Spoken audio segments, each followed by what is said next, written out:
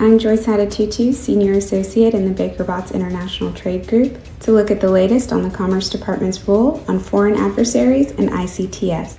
Press reports indicate that the Biden administration intends to allow an interim final rule authorizing the Commerce Department to prohibit or restrict U.S. transactions involving information and communications technology and services, referred to as ICTs, and foreign adversaries to go into effect as scheduled on March 22nd.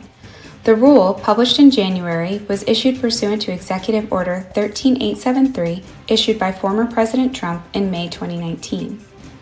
Under the interim rule, ICTs transactions that are pending, initiated, or completed on or after January 19th of 2021 may be reviewed and potentially restricted by Commerce if they satisfy three criteria. First, the transaction involves certain categories of ICTs, including critical or network infrastructure, sensitive personal data, surveillance technology, communication software, or other emerging technologies. Second, the ICTs at issue is designed, developed, manufactured, or supplied by persons owned or controlled by or subject to the jurisdiction of a foreign adversary, which includes China, Russia, Iran, North Korea, Cuba, and the Maduro regime. And third, the transaction poses an undue or unacceptable risk to U.S. national security as determined by Commerce. Commerce intends to implement and publish procedures for entities to seek pre-approval of their ICTs transactions, similar to the CFIUS process for investments in U.S. businesses, by May 19th of this year. I'm Paulina Williams, partner in the Baker Botts Environmental Safety and Incident Response Group, and I'm here with the latest on the Waters of the United States rules. The term Waters of the U.S., or WOTUS, is the touchstone of federal Clean Water Act jurisdiction. It affects the scope of required federal permitting for many projects, as well as the reach of a host of other Clean Water Act provisions. What is a water of the U.S.? That has been controversial and unsettled for decades, leading to a 2015 rulemaking that was viewed as expansive in nature, followed by a 2019 repeal of that rule and a 2020 adoption of a new definition called the Navigable Waters Protection Rule. The Navigable Waters Protection Rule will now be in effect in all 50 states. The rule is being challenged in almost a dozen district courts, but only one district court granted a preliminary injunction, the District Court of Colorado. And this week, the 10th Circuit ruled that the Colorado District Court erred by blocking the 2020 WOTUS rule from going into effect. Commenting on the importance of the 2020 rule, the 10th Circuit stated, although it's unclear precisely how many miles of waterways and acres of wetlands the Navigable Waters Protection Rule puts outside the reach of the Clean Water Act, the rule undisputedly represents a significant reduction in the scope of jurisdiction the agencies have asserted in the past. The court also recognized that the term Waters of the U.S. has been the subject of ongoing debate for nearly 5 decades, and yet the meaning of the phrase, which the Clean Water Act does not define, remains, quote, elusive and unpredictable. The 10th Circuit further noted that obtaining a Section 404 permit is a costly and lengthy process.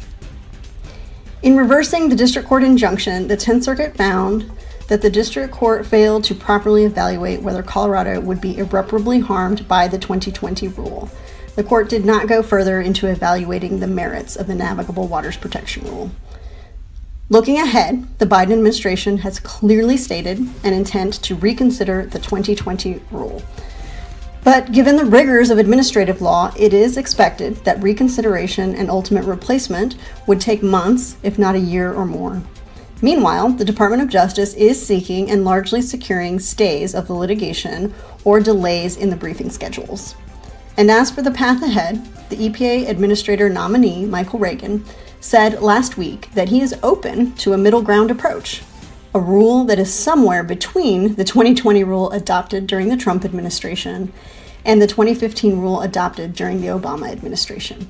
And so it remains to be seen how the pendulum will swing and how we will next answer the question of where is WOTUS.